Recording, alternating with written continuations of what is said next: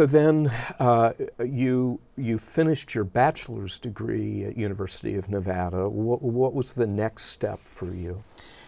Well, so because I finished in 3 years, and Nancy did not, she finished in 4 years. She was still in school, and so I decided I would apply to the master's program. So the University of Nevada had a master's program in philosophy. And so I entered the master's program while Nancy was finishing. And then eventually applied to Stanford for graduate study. And so that's what I did. And I did a master's degree, wrote a master's thesis, actually probably longer than my PhD dissertation, frankly. And at that point, were your interests in subfields of philosophy already pretty clear, or did that come later? So I've always been attracted to the harder end of philosophy, harder in the sense of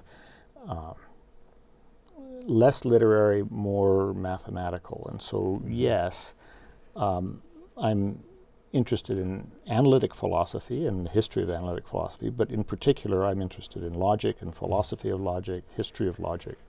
And that had become pretty clear to me already at UNR. Okay. Though I remember, you'll love this. So when I wrote, you write a statement of purpose with your application, and when I wrote my statement of purpose, I said that I happened to be writing a term paper on Spinoza.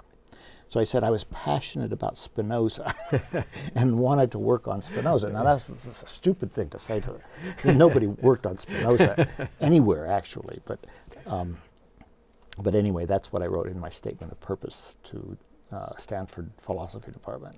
And was Stanford the only place that you applied for graduate work? No, I didn't make that mistake twice. So I applied to a number of different places. I applied to Stanford, Princeton, Chicago, Duke, and mostly got rejected.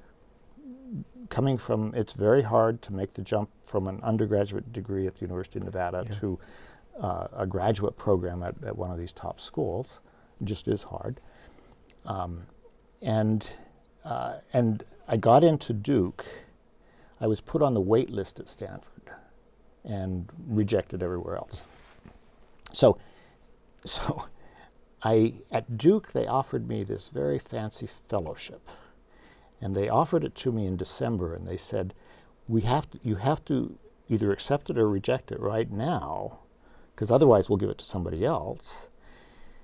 But you can still pull out as of April 15th, because that is the agreement, the nationwide agreement about when not forcing students to commit too soon. So I said, okay, I'll come to Duke. And then as time went on, so I was on the wait list at Stanford and had no other real options. Nancy and I were planning to move to Durham, North Carolina. We had a Durham phone book even. We're looking at, and meanwhile I was calling probably just about every day, certainly every few days, calling the department, Stanford department, saying, well, has a slot opened up? Has a slot opened up?